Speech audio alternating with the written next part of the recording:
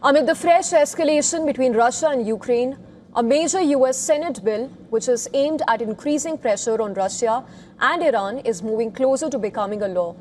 This legislation would essentially give President Donald Trump the very power to impose tougher sanctions on countries that buy large amounts of Russian energy.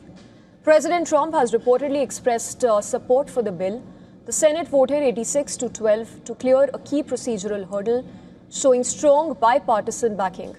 Lawmakers could hold a final vote on the bill as early as later this week. The bill has been named after the late Senator Lindsey Graham, who was one of the most outspoken Ukraine allies in the Senate. This comes amid Ukrainian President Zelensky's Washington visit. Zelensky met Trump at the Oval Office and was present for the voting of Russian sanctions bill at the Senate gallery before the voting. Zelensky met the senators and told them that Ukraine is in a good position in the war against Russia, but still needs more help from the US.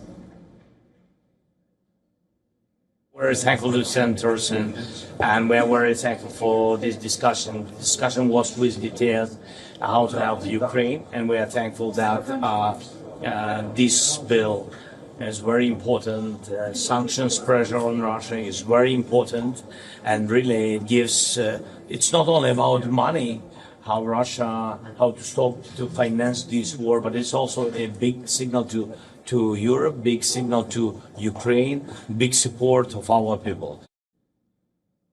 In a post on social media after the meeting, Zelensky thanked Trump and called it a good meeting. Zelensky added that licenses for Patriot interceptor production and several other ideas were discussed in the meet. The Ukrainian president also highlighted the country's need for anti-ballistic missile systems and interceptors. We speak about Patriot missiles. Really, it's true.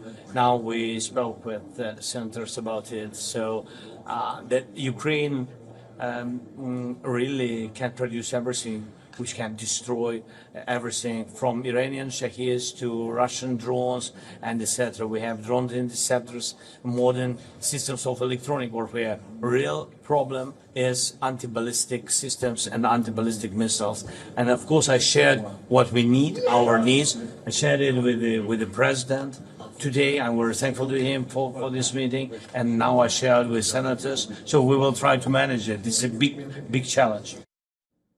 President Donald Trump said his meet with Ukrainian president was positive.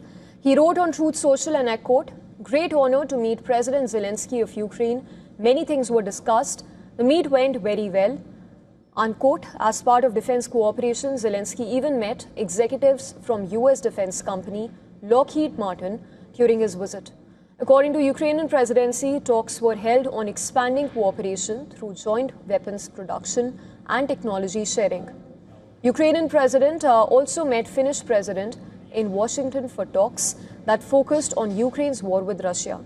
The two leaders discussed continued military and financial support for Kiev, as well as efforts to strengthen cooperation with allies as the conflict continues. Amid the escalating strikes, Ukraine has targeted Russia's Taganrog region with airstrike. Russian officials claim at least one person has been killed and one left injured.